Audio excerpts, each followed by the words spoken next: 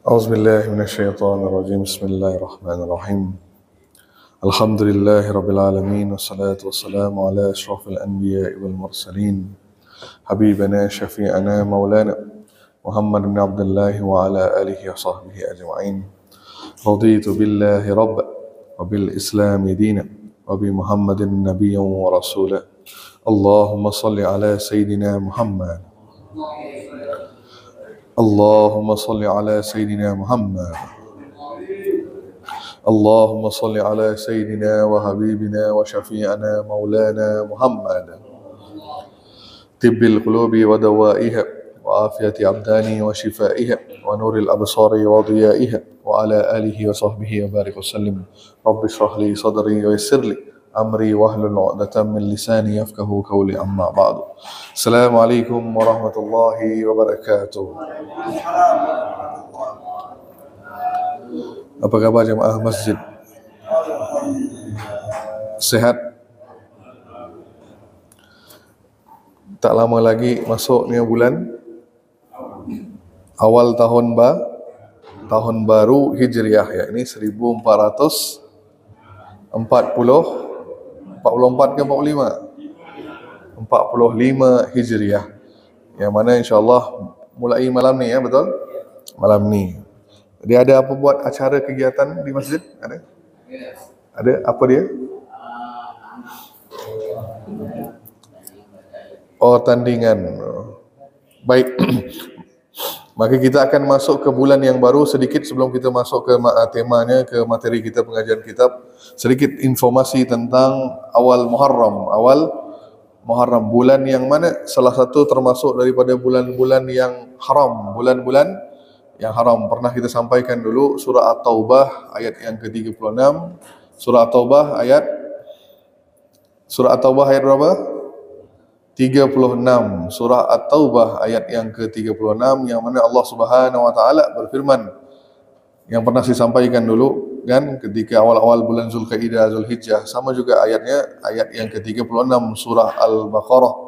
Surah Al-Baqarah, yakni Allah kata di dalam itu, ketika menciptakan langit dan bumi, Allah sudah menetapkan bahawa di sisi Allah ada 12 bulan setahun. Setahun ada 12 bulan. Daripada 12 bulan, minha arba'atun hurum, ada 4 bulan yang haram, yakni bulan lagi betul, yakni Nabi SAW dalam ayat itu tidak disebutkan bulan yang mana, tapi Nabi SAW menyampaikan kepada kita tentang 4 bulan tersebut, yakni 3 bulan datangnya berturut-turut, 1 bulan terletak di antara 2 bulan. 3 bulan datangnya berturut-turut, yakni bulan Zulkaidah, Zulhijjah dan Muharram. Kemudian 1 bulan terletak di antara 2 bulan, yakni terletak di antara Jamadil Akhir dan juga Sya'ban di tengahnya. Di antara Jamadil Akhir dan Sya'ban, tengahnya bulan Rajab, Maka 4 bulan ini bulan yang suci lagi mulia di sisi Allah Subhanahu wa taala. Maka sekarang kita akan masuk ke bulan yang baru dalam kalender Islam yang pertama, yakni bulan Muharram. Sebenarnya zaman Arab Jahiliyah bukan disebut Muharram. Nama bulan Muharram itu datang setelah Islam datang. Sebelumnya dipanggil apa bulannya? Bulan Safar Al-Awwal. Safar Al-Awwal. Terus masih ingat 12 bulan? Bapak-bapak masih ingat apa tidak nih? Lupa. Ibu-ibu masih ingat 12 bulan Islam? Muharram, Safar, Rabiul Awal, Rabiul Akhir, Jamadil Awal, Jamadil Akhir, Rajab, Sya'ban, Ramadan, Syawal, Zulkaidah dulu ke Zulhijjah dulu? Zulkaidah, Zulhijjah. Ni urutan 12 bulan dalam Islam. Maka bulan pertama dahulunya tidak disebut Muharram, tapi disebut Safar Al-Awwal. Safar al-awal. Kalau kita buka kitab-kitab tarikh, kitab sejarah, maka di situ disebut bulan dalam Islam yang awal yang pertama adalah bulan Arab-Arab jahiliyah adalah Safar al-awal. Setelah Islam datang, maka Allah mengubah bulan tersebut daripada Safar al-awal, Allah mula manggil dengan kalimat Muharram. Muharram. Maka datangnya hadis Nabi SAW yang semua tahu apa dia? Afdalu siyamihi ba'da Ramadan. Sebaik-baik puasa setelah Ramadan adalah puasa di bulan Syahrullah, yakni bulan Muharram. Nabi sebut, yakni apa? Dalam hadis yang panjang, sebaik-baik solat setelah solat fardu adalah solat pertengahan malam, yakni solat tahajud. Itu sabda Nabi SAW. Sebaik-baik solat setelah solat fardu. Maka solat yang terbaik setelah solat fardu adalah solat tahajud. Kemudian Nabi lanjutkan, kan? Puasa yang paling afdal setelah puasa Ramadan, kan? Sebaik-baik puasa adalah puasa bulan Ramadan. Setelah itu puasa mana yang terbaik? Maka kata Nabi SAW, puasa di bulan Syahrullah Muharram. Bulan Muharram itu sebaik-baik puasa. Nah, makanya ini menunjukkan keutamaan bulan Muharram. Maka ada hari yang penting di dalam itu nanti. Saya rasa semua tahu, kita ulang sebentar.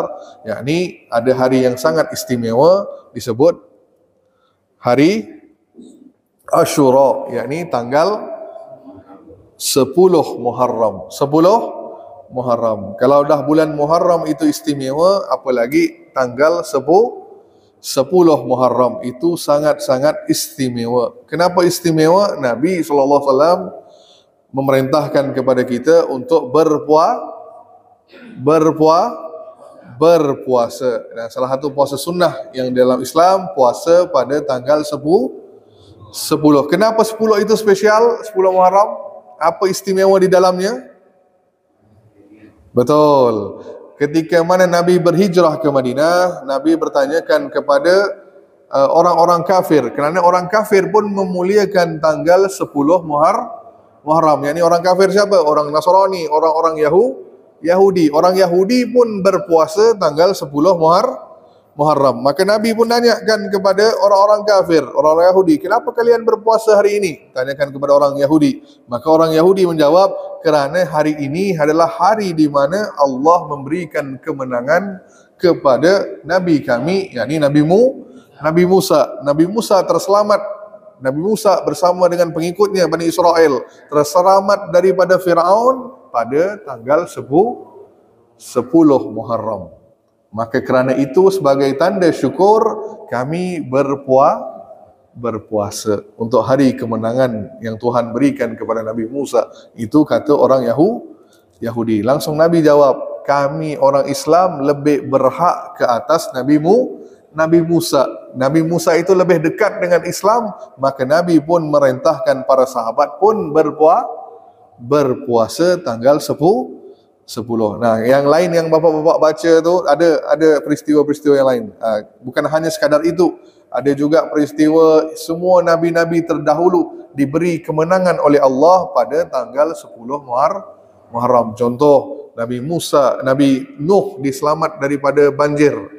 Bahteranya berlabuh setelah 6 bulan di atas kapal, kan? Kapal itu berlabuh, airnya surut pada tanggal 10 Muharram. Terus Nabi Adam diampunkan dosanya pada 10 Muharram. Nabi Ibrahim diselamatkan oleh Allah daripada api yang dilempar Namrud lempar Nabi Ibrahim ke dalam api. Nah, Nabi Ibrahim terselamat daripada api pada tanggal 10 Muharram. Terus apa lagi?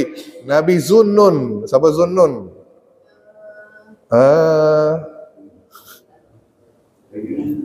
Nabi Yunus alaihissalam. Nabi Yunus alaihissalam terselamat keluar daripada perut ikan. Ikan apa? Ikan bawal. Ikan nun. Bukan ikan paus. Kalau ikan paus, banyak ikan paus bu.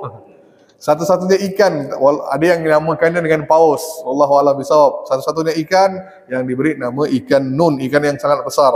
Nabi Yunus terkeluar daripada perut ikan itu pada tanggal 10 Muharram. Maka ini peristiwa-peristiwa yang disebutkan dalam banyak-banyak kitab-kitab ulama terdahulu, termasuk juga ada yang bawakan hadis. Katanya Nabi sampaikan. Tapi saya sampaikan kepada anda itu semuanya dhaif, lemah. Tapi yang paling utama tadi apa tadi? Peristiwa penting Nabi Ibrahim terselamat, Nabi Musa terselamat dari Fir'aun. Itu dalam hadis Bukhari disebut dengan jelas. Maka itu dalil yang paling tegas, maka tak ada masalah. Yang lain boleh kita ambil sebagai rujukan sahaja. Rujukan. Faham tak? Maka tanggal 10 disunnahkan untuk kita berpuasa hari Ashura. Nabi sebutkanlah hadis yang lain, barang siapa yang puasa Ashura, maka dosanya setahun yang lalu diampunkan. Kalau puasa Arafah tanggal 9 Zulhijjah, kita berpuasa, dosa yang lalu dan dosa yang akan datang diampunkan. Sebaliknya untuk puasa Ashura, dosa yang lalu diampunkan. Faham tak? Hanya sahaja Nabi ketika mana sahabat berkata, "Ya Rasulullah, orang Yahudi pun orang Nasrani kan berpuasa juga hari ini. Bukankah kami menyamai amalan mereka?" Maka Nabi pun berkata, "Kalau begitu, kalian berpuasa sehari sebelum atau sehari sesudahnya." Yakni tanggal 9 Muharram disebut hari Tasu'a. Hari Tasu'a, tanggal 9 Muharram. Maka kalau nak puasa 10 Ashura, sebaiknya kita berpuasa tanggal 9 dan 10 atau tanggal 10 dan 11. Nak puasa yang tingkatan yang paling tinggi apa dia? 3 hari langsung. 9, 10, 11. Kalau tak mampu 9 dan 10 atau 10, 11. Tingkatan yang paling bawah tanggal 10 sahaja. Tanggal 10 sahaja. Hukumnya sah apa tidak? Sah, tapi makruh. Makruh. Kenapa makruh? Sebab meniru amalan orang-orang Yahudi, yakni orang-orang kafir. Jadi kita nak menyelisihi tidak sama dengan mereka, maka Nabi menyuruh kita berpuasa sebelum atau sesudahnya. Jadi jangan lupakan peluang, jangan lupa mengambil peluang untuk berpuasa. Nah, cuma pengalaman saya ni, sedikit pengalaman saya ceritakan kepada anda. Tanggal 10 Muharram, hari Ashura itu, kalau kami di Malaysia, kami adakan tausiah, terus ada yang spesialnya buat hidangan bubur Ashura. Ada di sini? Tak semua kan? Kalau ada suku yang lain mungkin tak semua suku, tapi kalau di Malaysia orang Islam semuanya di masjid, di mana-mana buatkan bubur yang namanya bubur Ashura. Nah, ketika saya pertama kali datang, ni pengalaman saya ya, pertama kali datang ke Indonesia, saya merasa pelik. Tahu pelik? Apa pelik? Aneh ketika tanggal 10 Muharram tidak ada bubur di Indonesia. Mungkin saya tak tahu bangsa suku lain ya. Saya lihat tak ada bubur. Yang ada satu yang tak ada di Malaysia, ya apa dia? Majlis taklim ataupun masjid mengundang anak-anak yatim. Kemudian diusap kepalanya dan disantuni. Betul? Diberi amplop, diberi sembako, apalah. Ada apa tidak? Nah, itu tidak ada di Malaysia, hanya ada di Indonesia. Benar apa tidak perbuatan itu? Nah, kita lihat dari sudut hukum. Dari sudut hukumnya, ada hadis yang mengatakan Nabi SAW bersabda bahawa pada tanggal 10 Muharram, hari Ashura, siapa yang menyentuh kepala anak yatim, diusap kepala anak yatim, maka setiap helai rambutnya mengangkat darjat orang tersebut.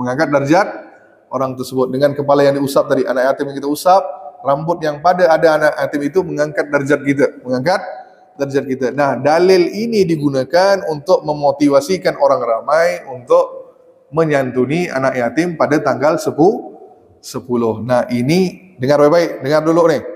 Hadisnya hadis sangat lemah, maudhu, palsu, mungkar.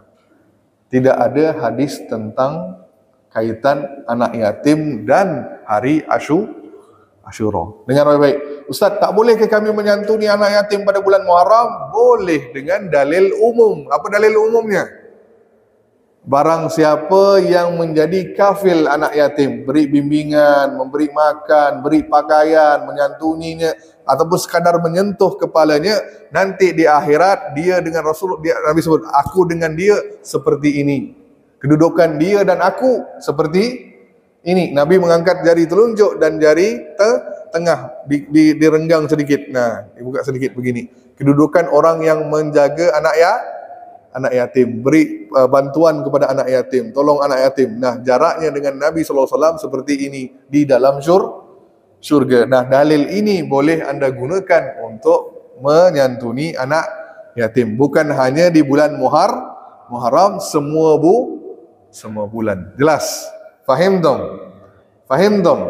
Jelas apa tidak nih?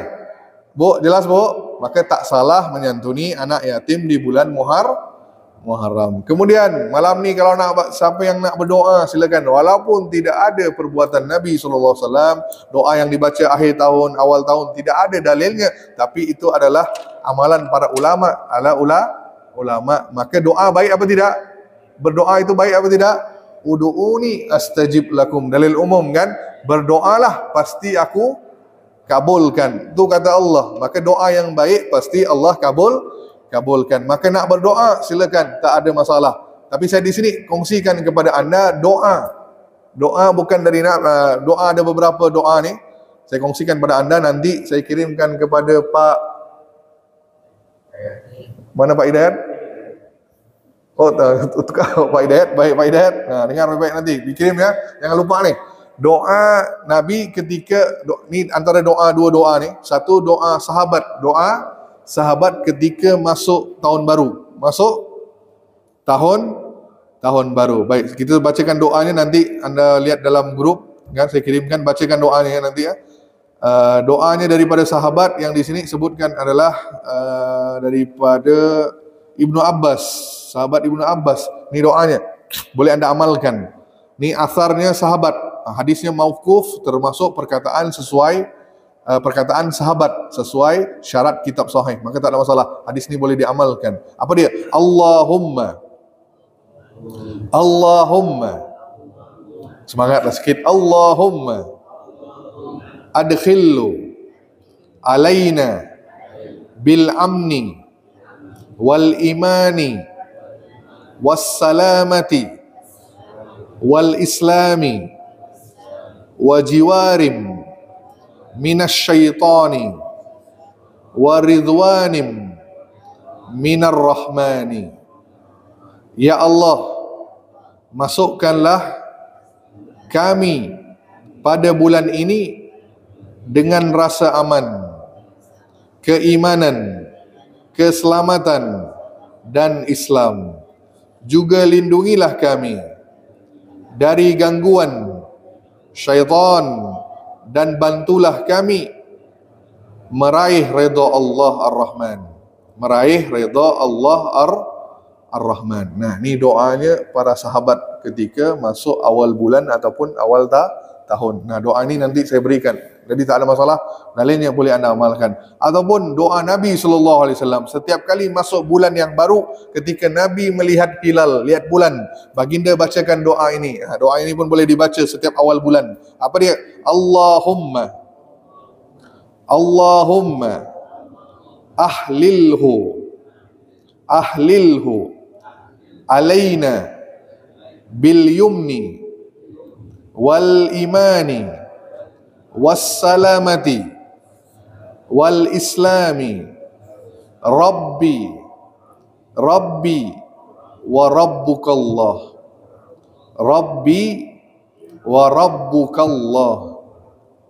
ya Allah, tampakkanlah bulan ini kepada kami dengan membawa keberkatan dan keimanan serta keselamatan dan Islam.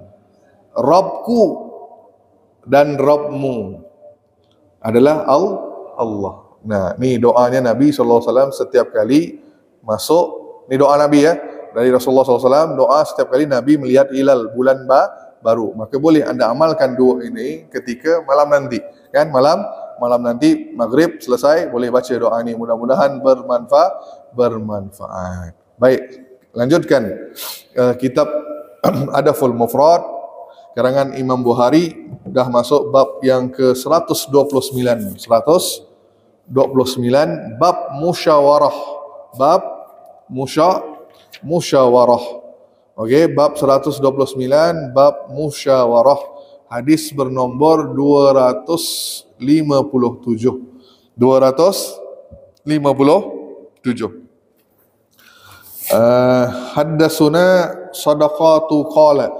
Sadaqah menyampaikan kepada kami, ia berkata, Ibnu Unayyah mengabarkan kepada kami dari Umar bin Habib, dari Amr bin Dinar, ia berkata, Ibnu Abbas membaca. Nah, Ibnu Abbas, siapa Ibnu Abbas? Siapa Ibnu Abbas? Anak kepada Abbas bin Abdul Muttalib, yakni sepupuna Nabi SAW. Baik, sepupuna Nabi SAW, Ibnu Abbas. Jadi beliau termasuk sahabat kan, sebab pernah melihat Nabi SAW dan pernah solat di belakang Nabi. Waktu itu masih kecil, solat tahajud bersama dengan Nabi SAW. Jadi beliau mengatakan, membaca dan musyawarahlah dengan mereka dalam beberapa urusan. Terus lanjutkan 258. Adam bin Abu Iyas menyampaikan kepada kami, ia berkata, Hamad bin Zaid menyampaikan kepada kami dari As-Sari, dari Al-Hasan, ia berkata, demi Allah, tidaklah suatu kaum yang bermusyawarah kecuali mereka akan diberi petunjuk kepada yang lebih baik dari permasalahan yang mereka hadapi. Kemudian ia membacakan firman Allah. Firman Allah surah Asy-Syura. Surah apa? Asy-Syura, ayat yang ke-38. Surah Asy-Syura, boleh buka surah Asy-Syura, bukan Asy-Syura, surah. Iya, surah Syura, bukan suara. Surah ke berapa? Yang ada buka Quran apa tidak ni? Surah ke-42. Surah ke-42, juzuk yang ke-25, ayat yang ke-38. Okey. Apa ayatnya yang dibaca, yang ada pada firman Allah, yakni disebut sini amruhum syura bainahum.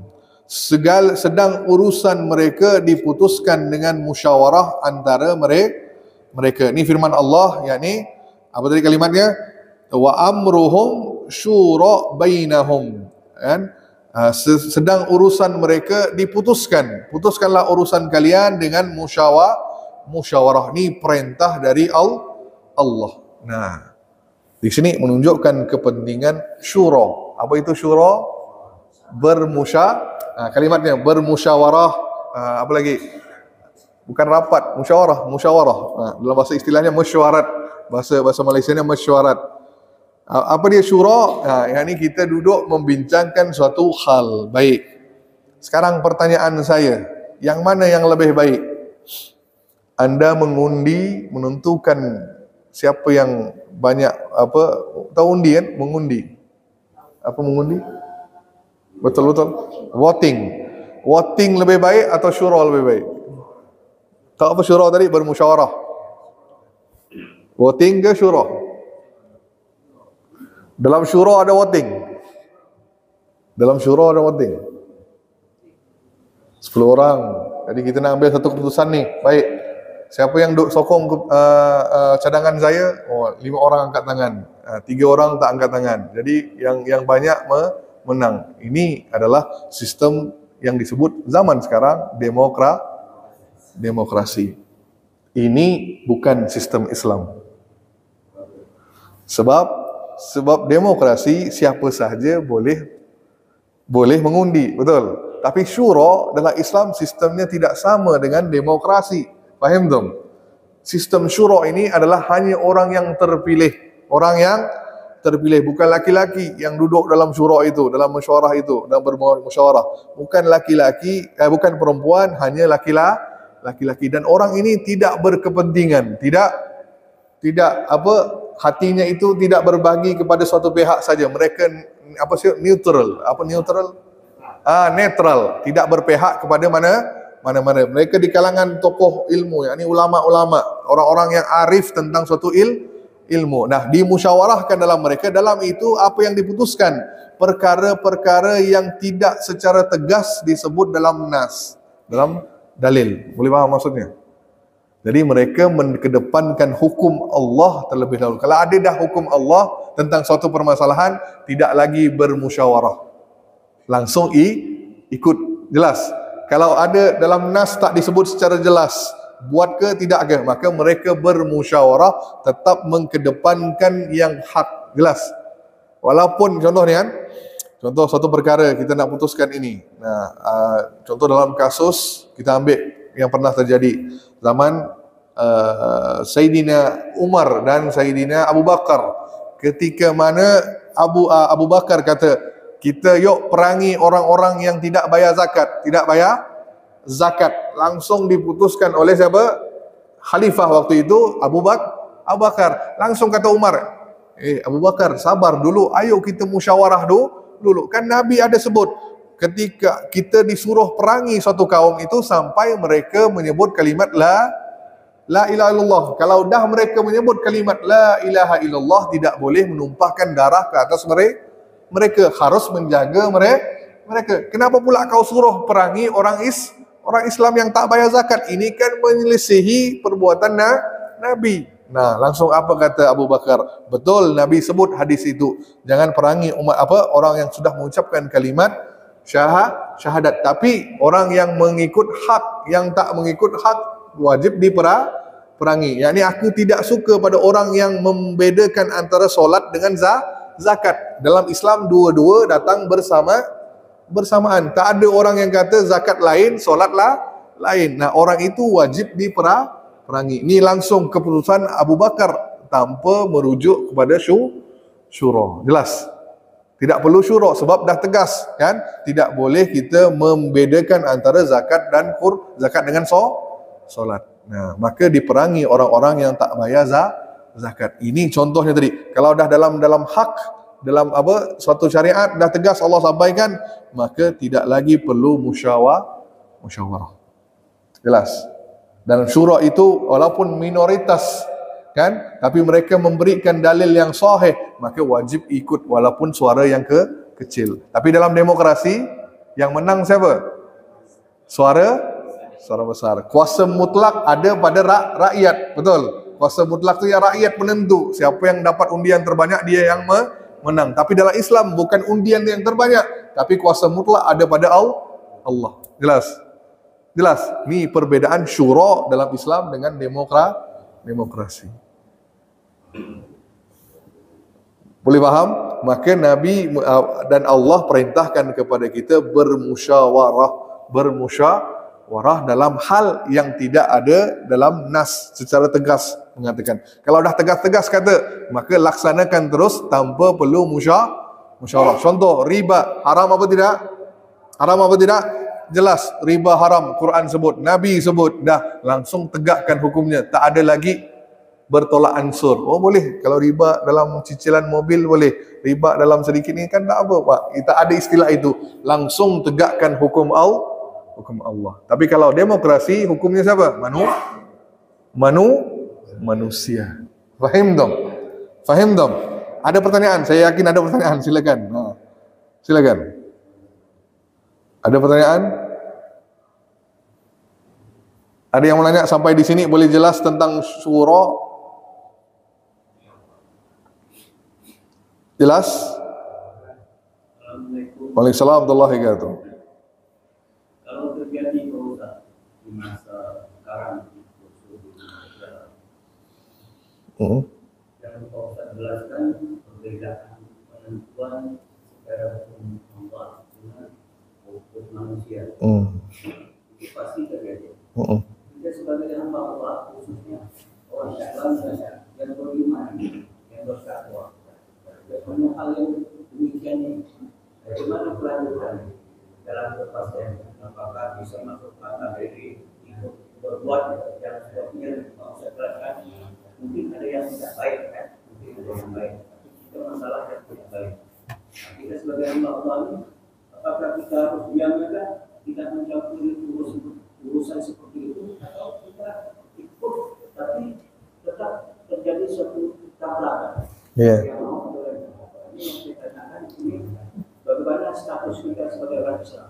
Apa kita harus menunjukkan hal tersebut? Assalamualaikum warahmatullahi wabarakatuh. Ketika orang Islam berkuasa, maka wajib laksanakan. Kalau ketika kita berada dalam tampuk pemerintahan yang bukan orang Islam menguasai, memang susah.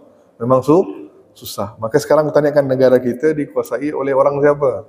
Orang Islam, apa tidak? Kalau orang Islam, maka wajib pemimpin melaksanakan apa yang disyariatkan dalam Islam. Kalau pemimpin tidak melaksanakan, memang susah.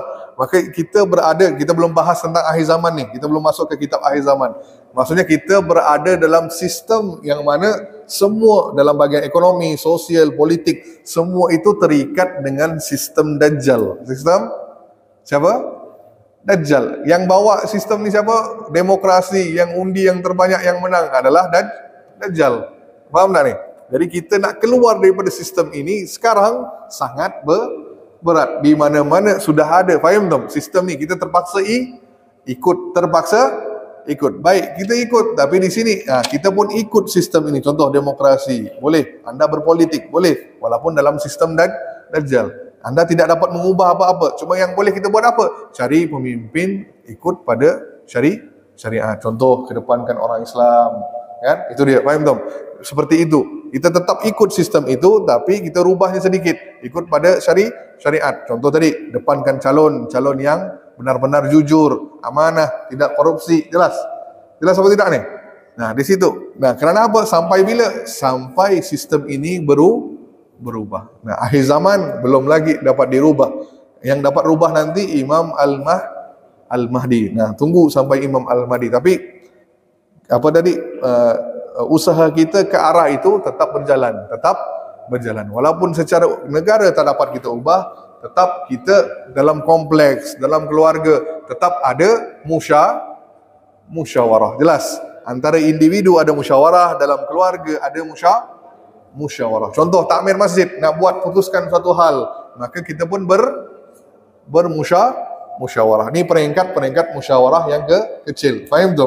Dalam keluarga ada masalah, maka kita pun musyawarah. Dengan siapa? Dengan ahli keluarga, dengan isteri kita, pasangan kita. Begitu caranya, Pak, untuk dapatkan solusi.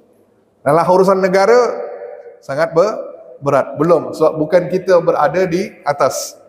Nah, maka kita tetap mengikut sistem ini, tapi selama dia tidak bercanggah dengan Islam. Jelas? Kalau contoh saya disuruh milih pemimpin, maaf ya, kan demokrasi ini siapapun boleh jadi calon, betul? Walaupun dia pernah masuk penjara, boleh tak jadi calon lagi? Boleh. Pernah korupsi, boleh tak calon lagi? Boleh kan? Tapi dalam Islam tidak lagi dipilih orang-orang seperti itu. Nah, kalau kita tadi, dalam sistem ini bagaimana? Jangan pilih dia. Lebih baik aku tak undi. Contoh. Ataupun anda ada pilihan, orang kafir, dengan orang yang kedua ni Islam, tapi munafik. Dah usahlah munafik lah, kata berat gak ni? Ni politik Indonesia ni saya tak mau masuk campur sebenarnya. Ni secara umum sahaja, kan? Saya ceritakan pengalaman saya kan. Kalau ada calon non-Muslim, terus yang kedua ni Muslim tapi berbuat dosa, yang mana anda pilih? Maka dalam hukumnya ada pilih yang bawa mudarat yang lebih kecil. Nah, di situ kita pilih. Tetap pilih calon yang bawa mudarat kecil. Adakah siapa yang bawa ni? Anda yang pilih. Itu seperti itu yang kita boleh lakukan sebagai orang awam. Faham tak? Ya, jelas Pak ya? Nak rubah susah. Sebab terikut dengan sistem Dajjal. Nanti kita bahas sistem Dajjal ni macam mana. Baik, lanjut. Ada lagi? Ada lagi pertanyaan? Bu, silakan Bu. Ada Bu? Ada? Ada ke tak ada? Tak ada. Maka sebaik-baiknya adalah kita musyawarah. Ingat tu, musyawarah. Apapun hal, putuskan dalam musyawarah. Tapi kalau dah ada dalil tegas, maka tidak perlu lagi musyawarah. Sampaikan sahaja dalam musyawarah itu langsung jelas. Tak perlu undi lagi dah. Jelas. Contoh hal dalam kaitan dengan agama apa ya? Kita sebut contoh mudah. Benda yang boleh anda fahami. Okey, musyawarah dalam kantor untuk menentukan tentang pemakaian pakaian untuk wanita, contohnya berjilbab apa tidak. Kalau kita musyawarahkan ni, di sini tidak ada lagi tentang untuk dimusyawarahkan sebab hukum dah jelas, tetap wanita menutup aurat. Tidak perlu kita musyawarahkan. Ya, siapa yang sokong pakai jilbab, yang siapa yang tak sokong tak pakai jilbab. Tidak ada musyawarah seperti itu. Faham tu? Yang hak ditegakkan. Jelas? Jelas? Jelas ya? Okey, begitu. Nah, terus sebagai contohlah pemilihan khalifah Utsman, Abu Bakar dipilih musyawarah. Terus Umar tak dipilih musyawarah, langsung dipilih oleh Abu Bakar dan dipersetujui oleh semua sahabat mempersetujui Umar jadi khalifah. Tapi ketika Umar wafat, apa kata Umar? Aku tidak mau anak aku terpilih. Anda musyawarahkan, maka dipilih 5 orang, 5 atau 6 ahli syura. Siapa ni? Kalangan sahabat. 6 orang itu dipilih. Siapa mereka ini? Mereka yang dijamin Nabi masuk syurga. Talha, Sa'ad, ada Utsman, ada Ali. Ni 6 orang ni. Maka apa kata Umar sebelum wafat? Kalian pilihlah, musyawarahkan 6 orang ini, pilih salah satu sebagai pengganti khalifah. Nah, begitu bang. Begitu bang, boleh jelas ya tentang musyawarah. Baik, ada pertanyaan lain? Dalam keluarga pun musyawarah dengan isteri kita, dengan anak-anak kita, musyawarahkan untuk mendapat kesepakatan. Seperti mana hadis tadi kan, siapa yang bermusyawarah kan, maka Allah akan beri petunjuk. Nah, itu jelas. Baik, saya lanjutkan. Kita berhenti di sini. 130. Bab dosa memberi arahan yang tidak benar. Bab dosa memberi arahan yang tidak benar. Abdullah bin Yazid menyampaikan kepada kami, ia berkata, dari Bakar bin Amr menyampaikan kepadaku, dari Muslim bin Yasar, dari Abu Hurairah, ia menyampaikan, Nabi bersabda, Nabi SAW bersabda, siapa yang membuat perkataan dusta atas namaku yang tidak pernah aku sabdakan, hendaklah dia mendapat tempatnya di neraka Jahannam. Siapa yang dimintai pertimbangan oleh saudara muslimnya, lalu ia memberi arahan yang tidak benar, sungguh ia telah mengkhianatinya. Dan siapa yang diberi fatwa yang tidak benar, maka dosanya ditanggung oleh orang yang memfatwakannya. Ada 3 poin ni.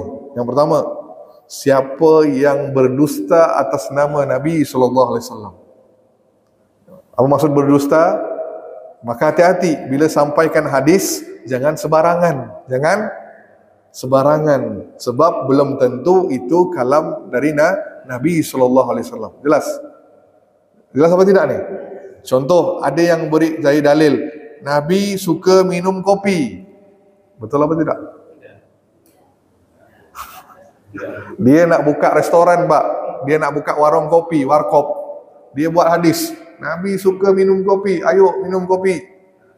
Jelas apa tidak ni? Ni penyimpangan. Faham tak? Dia bawa hadis, sesungguhnya Nabi minum kopi setiap hari. Allah, dari mana dalilnya tadi kan? Nah, ni orang-orang yang tidak benar. Maka tidak boleh sebarangan kita membawa hadis Nabi SAW. Maka sahabat-sahabat kita yang di sana, yang kelompok yang lain, kita sebut secara baiklah, sahabat-sahabat salaf kita, kan? Sahabat-sahabat salaf kita ni, mereka berhati-hati ketika menyampaikan hadis. Itu yang saya suka. Hadis apa? Hadis yang sahih sahaja yang mereka bicarakan. Mereka tak bawakan hadis-hadis yang lain. Dhaif nak mau diterima. Kenapa? Hati-hati. Nah, maka kalau kita berdusta atas nama Nabi, maka kita masuk neraka Jahannam. Maka jangan pernah berkata Nabi yang sampaikan. Jelas ya? Boleh faham ni?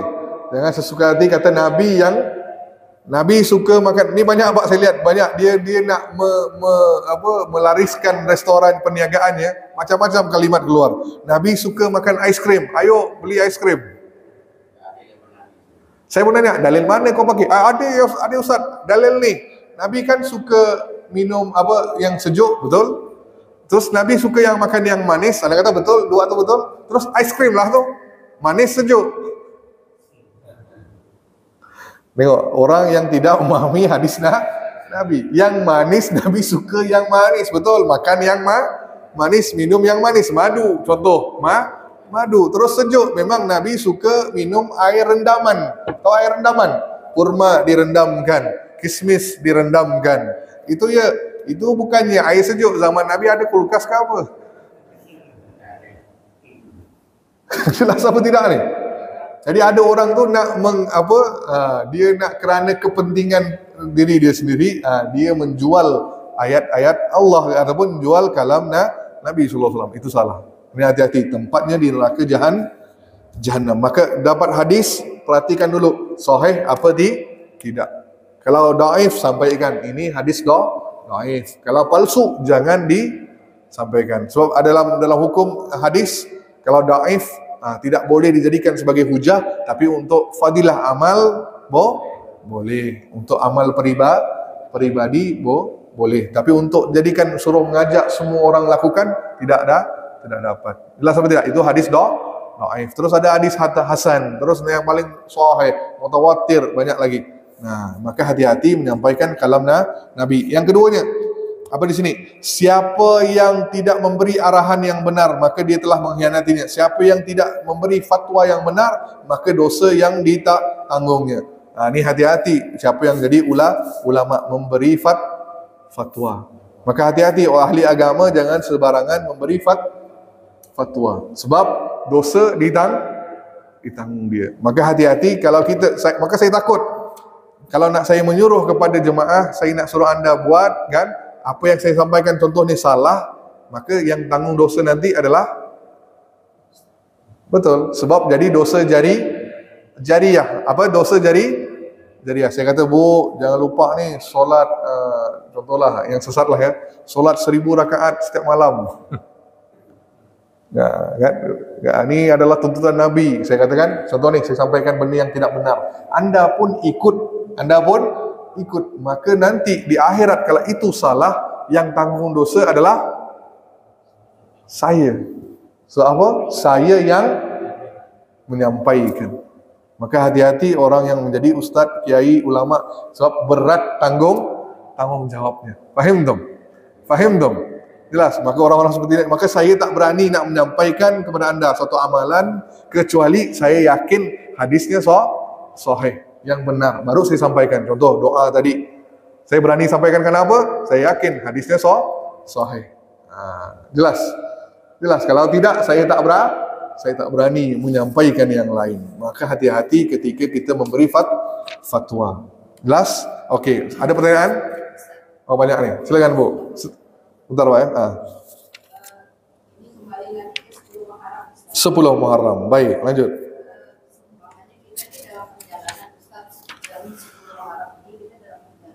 Terus di 10 Muharram itu karena ada acara, terus kita tidak berpuasa, memang itu kan bulan wajib ya Ustaz. Kita tidak berpuasa karena di acara itu kita nanti ada acara makan-makan, itu gimana Ustaz? Baik. Karena kalau kita puasa juga itu kayaknya sepertinya mudarat gitu Ustaz. Baik. Nah, ini kan saya katakan taraf tentang puasa Arafah, puasa Asyura ini adalah sunnah. Anda bermusafir, maka diberi kelonggaran untuk tidak berpuasa. Puasa wajib pun diberi kelonggaran untuk orang musafir. Puasa wajib pun diberi kelonggaran, apalagi puasa sunnah. Anda contoh musafir untuk bertamu, contohlah nak pergi bersilaturahim, maka itu kan perbuatan yang sangat-sangat mulia. Anda berkunjung ke rumah orang, di situ kalau tak makan kan kerasa tidak enak. Maka di situ saya katakan Nabi sampai berbuka puasa ketika bertamu ke rumah orang. Itu lebih banyak pahala. Sebab pahalanya apa tadi? Menghibur hati tuan rumah, menyambung, mengeratkan silaturahim. Maka anda pun makan, membatalkan puasa. Tak ada masalah, boleh. Tidak ada permasalahannya. Malah itu lebih baik, mengeratkan silaturahim. Boleh, tak ada masalah. Apa lagi? Ada Pak? Adik? Udah, sip. Ya Pak. Assalamualaikum. Biasanya Pak, orang di sini nih menjelaskan masalah orang dulu Bapak ya, atau sampai sekarang masih ada prakteknya. Dia tidak menjelaskan masalah hadis. disederhaskan. dia semua punya ilmu, yang hubungannya itu menurut saya sekarang lebih baik. Baiknya begini, di contoh orang rumah dulu itu kamu jangan keluar rumah malam-malam. Nah, nggak boleh. Terus jangan makan sambil tidur, nggak boleh. Jadi saya tanya orang yang pintar mengeluarkan kalimat itu, ya mungkin saya nggak tahu apa ada hubungan agama atau bukan, nggak tahu. Tapi jelas kalau dalam maghrib itu jalan kan berarti dia tidak sembahyang, tidak sholat. Nah itu maksud tujuan dia menyampaikan satu permasalahan. Nah, lalu makan, kalau makan dalam tidur kan banyak efek samping. Saya tidak tahu. Dalam hal demikian ini, apakah termasuk kategori bisa menyebabkan salah atau benar? Salah ke benar, baik. Fatwa, orang menyampaikan petua lah, petua. Kata orang Melayu, petua, betul. Petua amalan yang diberikan. Maka selama amalan itu tidak menyimpang dengan syariat, tidak menjadi masalah. Tidak menjadi masalah. Sebagai contoh tadi, anak-anak jangan diberi keluar rumah waktu maghrib. Itu jelas hadisnya. Nabi SAW kan, ketika dah masuk maghrib, segera balik ke rumah, tutup pintu, jangan keluar, biarkan anak-anak berkeliaran ketika di maghrib. Memang kenapa? Syaitan berkeliaran. Itu waktunya dia turun kerja, dia pergi bekerja, takut mendapat gangguan. Kecuali orang itu dalam perjalanan ke masjid, nak solat boleh. Tapi kalau nak tujuan ke arah lain, lebih baik jangan waktu maghrib, biar setelah azan. Nah itu seiring dengan petua orang tua. Mungkin dia dengar hadis atau gimana, wallahu a'lam. Boleh kita praktikkan. Terus tidur pun sama juga. Ya, kita lihat, kita bandingkan yang mana betul-betul bawa manfaat. Tapi kalau contohnya, jangan potong kuku tengah malam. Ada kan? Nah, boleh apa tidak potong kuku tengah malam? Nah, karena zaman dulu tak ada lampu, takutnya terpotong. Takut kita tolong jari kita. Itu petua orang dulu. Zaman sekarang masih boleh praktik apa tidak? Tidak perlu, sebab ada lampu. Maka malah potong waktu malam, tidak terjadi masalah. Nah, maka itu ada perkara yang boleh kita ikut, ada perkara yang tidak perlu lagi ikut. Contoh, orang kata kalau nampak kalau piring pecah. Nah, ini yang saya sering sampaikan. So, bandingkan Pak, jangan ada di situ ada yang namanya khurafat ataupun tahyul mahyul, perkara-perkara khurafat yang bertentangan. Contoh, piring pecah. Apa petandanya? Petanda buruk, contoh. Ataupun orang tua kita, sama juga orang tua sampai sekarang, sama juga. Kalau saya nak terburu-buru nak keluar rumah, ya umi saya dah siapkan air ataupun siapkan makanan, saya tak sempat makan. Apa kalimatnya? Nak di jamah nak, takut. Ada kalimatnya kempunan. Nah, zaman sekarang mau lagi kita ikut apa tidak? Nah, tidak perlu ikut, sebab itu menunjukkan bahwa Anda percaya kalau Anda tidak buat itu akan terjadi sesuatu di luar. Nabi ajarkan ketika keluar rumah baca bismillah tawakkaltu 'alallah la haula quwwata illa billah. Itu dah cukup dah. Kalau terjadi pun itu qadarullah. Gitu Pak. Nah, tapi kalau saya, umi saya, orang tua saya, walaupun saya dah begini kan ngajar agama ni, tetap saya tak dapat mengubah perbuatan orang tua saya tadi. Tetap dia bilang hari, kalau saya tak minum, dimarahnya. Kempunan nanti, jamah, sentuh. Ataupun minum sedikit. Nah, apa yang saya buat? Saya tidak dapat lagi menasihati orang tua saya. Sebab dah jadi kebiasaan. Udah jadi satu, ya kau ni anak, masih kecil apa yang kau tahu kan? Walaupun kita dah jadi ustaz, tetap perangai kita di depan orang tua kita masih kita kecil kan, masih anak kan. Maka apa yang saya buat? Saya tetap meminumnya tadi. Kan umi saya suruh. Kenapa? Menjaga perasaan orang tua. Tapi saya minum dengan niat bukan percaya akan kempunan, tapi kerana menjaga hati orang tua. Patuh kepada orang tua, minum tapi tidak percaya. Tetap keluar rumah, bismillah tawakkaltu 'alallah. Gitu Pak. Nah, ada perkara yang boleh kita ikut, ada perkara yang tidak dapat kita ikut. Jelas Pak? Tapi kalau kita tentang jangan Pak. Selama Bapak ada kuasa nak menentang, contoh orang akan dengar boleh. Tapi kalau orang tak dapat dengar lagi, dah orang tua, maka kita ajarkan pada generasi berikutnya. Anak-anak kita, cucu-cucu kita lepas ni, jangan buat ini lagi. Kita rubah. Sebab di atas tak dapat lagi darubah dah. Nah, jelas Pak ya? Baik, mudah-mudahan bermanfaat. Itu saja, sambung lagi minggu depan. Wabillahi taufiq wal hidayah. Assalamualaikum warahmatullahi wabarakatuh.